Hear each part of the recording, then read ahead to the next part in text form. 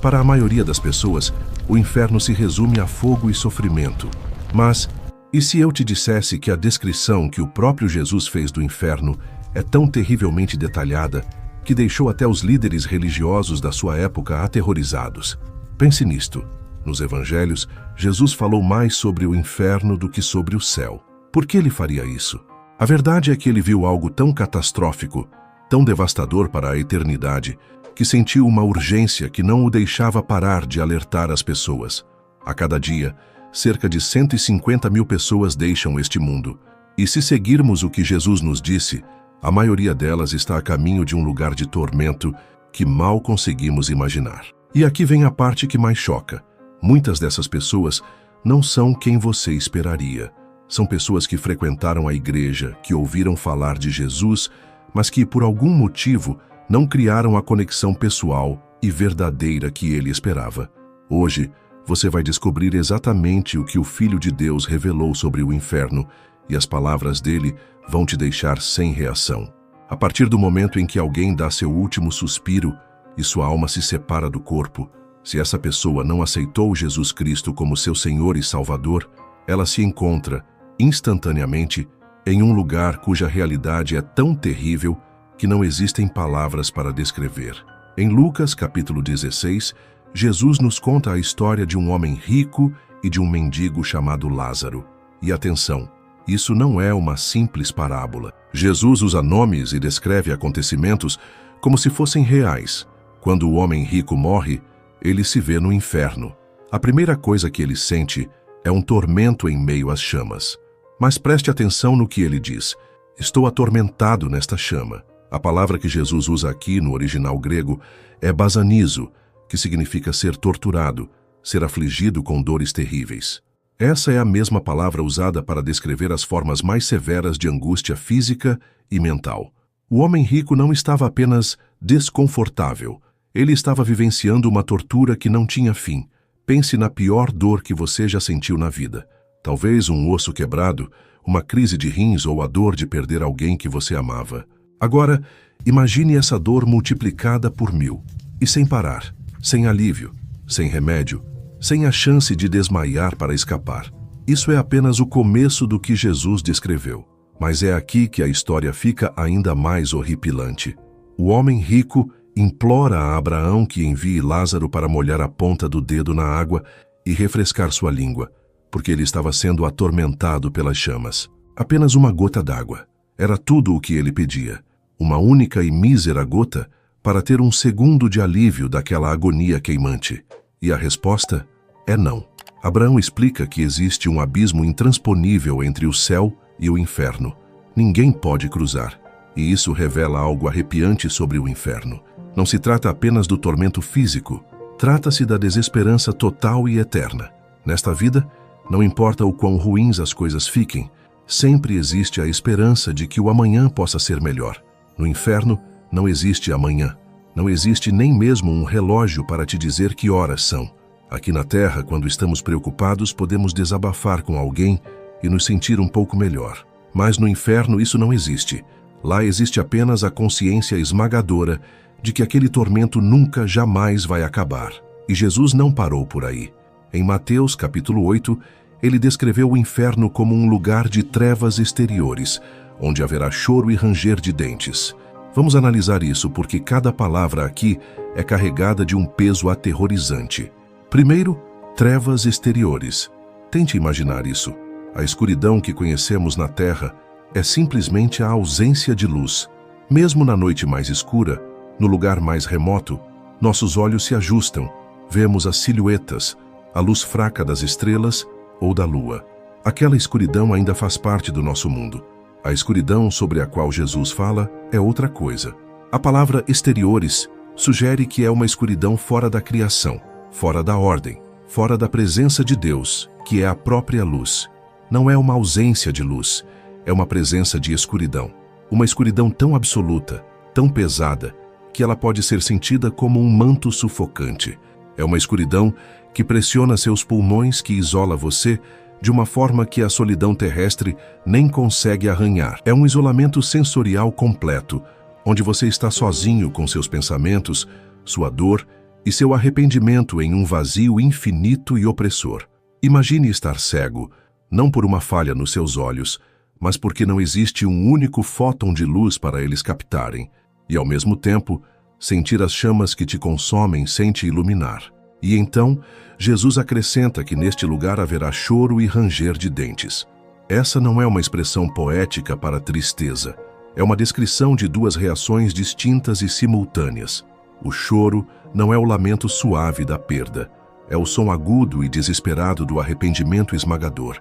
É o som de milhões de almas gritando o eterno "e se?" E se eu tivesse levado a sério? E se eu tivesse dito sim? E se eu não tivesse adiado? É a dor lancinante de saber que a porta da esperança, da misericórdia e do amor está trancada para sempre, e que você mesmo jogou a chave fora. O ranger de dentes é a outra face dessa moeda. É o som da fúria impotente.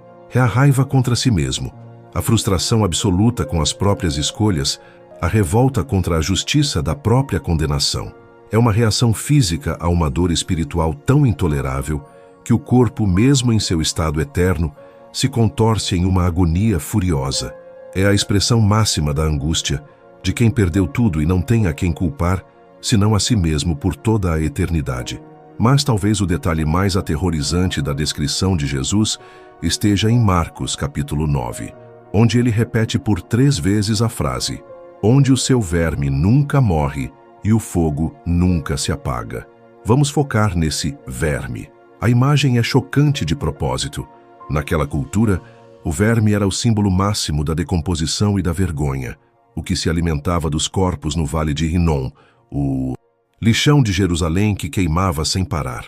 Quando Jesus diz que o verme nunca morre, ele está pintando um quadro de corrupção interna e eterna. Pense nisso. Aqui na Terra, a decomposição é um processo que tem um fim. No inferno, é um estado permanente. É a consciência da sua própria impureza, do seu próprio pecado, te consumindo de dentro para fora. Não é apenas um verme físico, mas o verme da consciência, o verme da memória de cada palavra egoísta, de cada ato impuro, de cada oportunidade de redenção rejeitada. É um verme que rói a alma sem cessar, um banquete infinito para a vergonha e a degradação, enquanto o fogo externo atormenta o corpo. Jesus está deixando claro como cristal: o fogo do inferno nunca para de queimar, nunca fica sem combustível, nunca diminui de intensidade nem por um momento. Agora prepare-se para algo que vai te chocar. Jesus disse em Mateus capítulo 7 que a maioria da humanidade está se dirigindo para este lugar. Ele disse: entrem pela porta estreita, pois larga é a porta e amplo o caminho que leva à perdição, e são muitos os que entram por ela. Como é estreita a porta e apertado o caminho que leva à vida, e são poucos os que a encontram. A palavra muitos significa a maior parte, a maioria.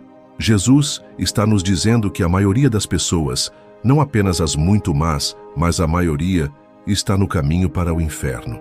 Neste exato momento, enquanto você ouve isso, existem pessoas na sua família, no seu trabalho, na sua vizinhança, caminhando em direção a este tormento inimaginável, e a maioria delas não faz a menor ideia do que as espera. Mas é aqui que a situação se torna ainda mais devastadora. O inferno não foi criado para os seres humanos. Jesus disse em Mateus capítulo 25, malditos, apartem-se de mim para o fogo eterno, preparado para o diabo e os seus anjos. Reflita sobre a profundidade disso. O inferno foi projetado e calibrado para a punição de seres angelicais caídos, entidades de poder e maldade, que estão em uma escala de rebelião cósmica. Quando um ser humano entra ali, está entrando em um ambiente para o qual não foi feito. É como um civil desprotegido sendo jogado em uma prisão de segurança máxima, projetada para conter os criminosos de guerra mais perigosos do universo. A própria atmosfera, as regras, a intensidade da punição não foram dimensionadas para a constituição humana. A hostilidade é o próprio ar que se respira. Você é um estranho em uma terra de tormento, um intruso em um lugar cuja justiça foi feita para um nível de maldade que supera em muito a capacidade humana. Isso torna a experiência ainda mais alienígena e aterrorizante. A solidão no inferno está além de qualquer descrição. Em Lucas capítulo 13, Jesus descreve as pessoas sendo lançadas fora, dizendo: Ali haverá choro e ranger de dentes, quando vocês virem Abraão, Isaque e Jacó, e todos os profetas no reino de Deus, mas vocês mesmos sendo expulsos. Esta talvez seja a faceta mais cruel do tormento psicológico. A separação não é apenas um abismo escuro, é uma janela de vidro blindado. Jesus especifica que eles verão a glória da qual foram excluídos. Imagine poder ver à distância a luz, a paz, a alegria, as risadas e a comunhão daqueles que estão na presença de Deus. Ver o banquete do qual você foi expulso. Cada vislumbre do céu seria uma nova onda de agonia, um lembrete vívido e eterno do que foi perdido, do que poderia ter sido seu. É a tortura da esperança invertida, a certeza absoluta de que a felicidade existe, mas ela nunca, jamais será sua. Essa visão constante da bênção perdida alimenta o fogo do arrependimento e da raiva de uma forma que a simples dor física jamais conseguiria. Mas talvez o aspecto mais doloroso do inferno seja o fato de que ele é completamente evitável. Cada pessoa que acaba lá terá tido múltiplas oportunidades de aceitar Jesus Cristo como seu Salvador. Deus não deseja que ninguém se perca, como nos diz a segunda carta de Pedro, mas ele respeita o livre-arbítrio humano, mesmo quando as pessoas escolhem a própria destruição. As palavras mais tristes no inferno serão: e se eu tivesse aceitado aquele convite para ir à igreja? E se eu tivesse dito sim quando alguém compartilhou o evangelho comigo? Mas no inferno não há segundas chances. A carta aos Hebreus, capítulo 9, deixa isso claro. Está ordenado aos homens que morram uma só vez, vindo depois disso o juízo. E aqui está algo que deveria nos aterrorizar profundamente. Jesus disse que a punição de algumas pessoas no inferno será pior do que a de outras. Em Lucas capítulo 12, ele explica que aqueles que conheciam a vontade de Deus, mas não a fizeram, serão punidos com muitos açoites, enquanto aqueles que não a conheciam serão punidos com poucos. Isso significa que as pessoas que cresceram ouvindo o Evangelho, que se sentaram em igrejas, que tiveram a Bíblia em suas mãos, que sabiam o que era certo, experimentarão um tormento ainda maior no inferno. O conhecimento da verdade, quando rejeitado, se torna um combustível para a condenação. A temperatura no inferno está além da compreensão humana. Os cientistas nos dizem que a temperatura mais quente já registrada na Terra, em laboratório, é de cerca de 2 bilhões de graus Celsius. Mas o fogo do inferno queima mais quente do que qualquer coisa em nosso universo físico, porque não está limitado pelas leis da natureza. É um fogo sobrenatural que atormenta, mas nunca consome. Queima, mas nunca destrói. O cheiro no inferno é indescritível. Apocalipse, capítulo 19, menciona o lago de fogo que arde com enxofre. Enxofre é um elemento que, ao queimar, produz um dos odores mais nauseantes que se pode imaginar. Agora, imagine esse cheiro, concentrado e amplificado, além de qualquer coisa na terra, preenchendo suas narinas por toda a eternidade.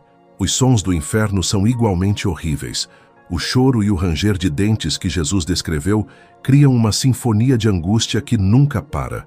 Imagine o som de milhões de almas clamando em agonia, gritando por uma misericórdia que nunca virá, implorando por um alívio que nunca chegará. Mas aqui está o que realmente torna o inferno. O inferno não é apenas o tormento físico, é a agonia espiritual.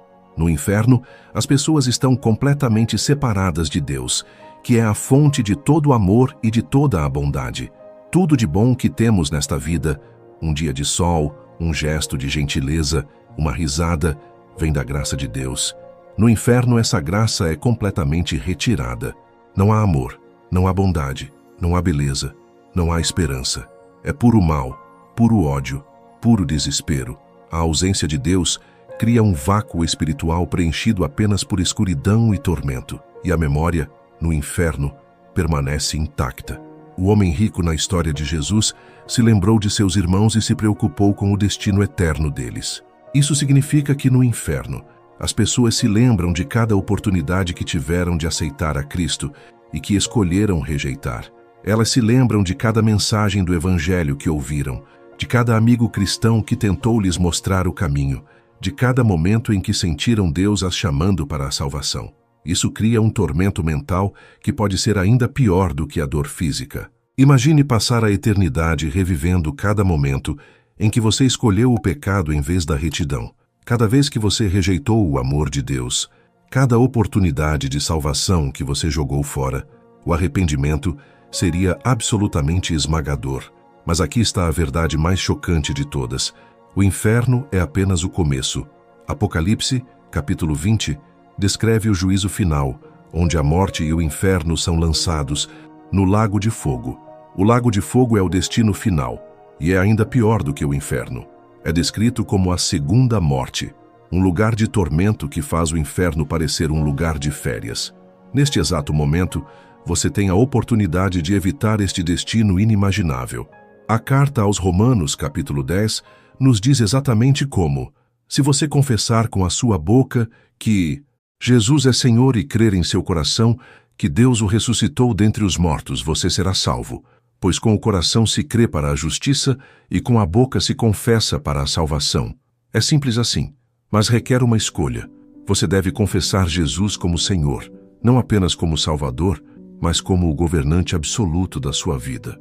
Você deve acreditar que Deus o ressuscitou, provando que seu sacrifício foi aceito e que ele tem poder sobre a própria morte. A urgência desta mensagem não pode ser exagerada. Cada batida do seu coração pode ser a última. Cada respiração pode ser a sua última. E se você partir sem Cristo, você vai acordar no lugar que Jesus descreveu. Um lugar de trevas exteriores, fogo que nunca se apaga, vermes que nunca morrem e tormento eterno.